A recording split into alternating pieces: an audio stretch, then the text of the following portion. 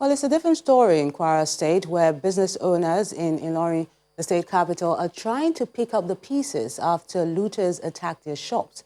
This is in addition to the looting of a government warehouse where food items were carted away.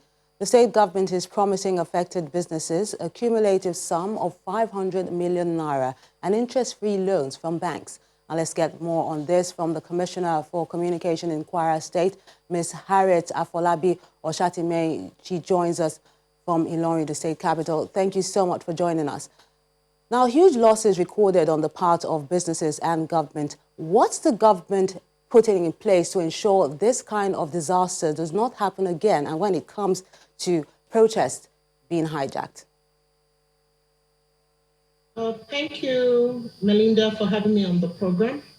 The government have been trying to put a lot of things in place. One is to have a smooth relationship with the security agents that we have in the states, and that is still ongoing, so as to ensure that such an issue does not repeat itself in our dear state, Kwara State.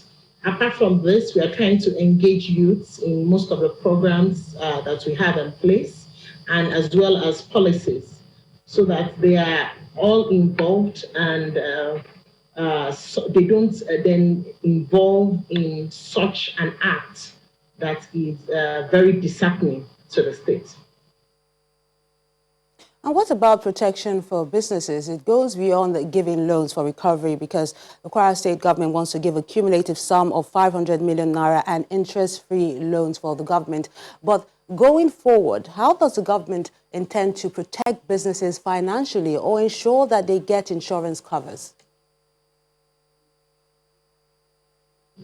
Okay, thank you very much. We know that whatever that has happened to them goes beyond just creating a pool of funds that they can get a loan for, or that they can access in terms of loan and grants. Apart from this, like I said earlier, the key responsibility of the government is to protect lives and property. And that is what we are trying now to beef up. We've done a lot, we met a lot on ground as well, but we're also trying to beef that up. Then in terms of insurance, some of these companies were insured. Those that were not insured, we're also talking to insurance companies and seeing how we can encourage businesses to ensure that whatever they have in terms of an entity is being insured by an insurance company in the country. After the NSAS protest, we've seen different state governments now increasing job opportunities for young people. What is Kwara State doing in this regard? We're doing a lot. Even before this happened, we had a lot doing.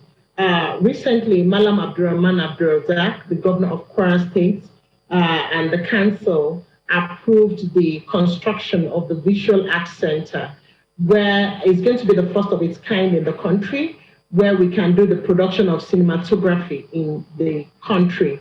So this is going to actually engage a lot of youths, because we know that they are the ones that belong to this subsector of the economy. Then Kwara State, being the kind of state it is and being so blessed with a lot of tourist sites, it's also going to further develop that subsector that is mostly engaged by youth. Apart from the Visual Arts Center, we have the approval of the council to also construct the Innovation Hub. So that is also in process, in progress as we speak. Then presently, there is a plan to train up to 30,000 youths on digital skills. It's a 3-year plan, 10,000 per year. We're doing the first 10,000. We've started, and we are still on it. Apart from this, we also signed an MOU with some organizations on how to that also to engage youths in activities that they have in their organizations. Apart from this, the agri subsector is another one. The agri sector is not a subsector, is another one. Being the kind of state that Kwara is, we are blessed with a very good weather and land.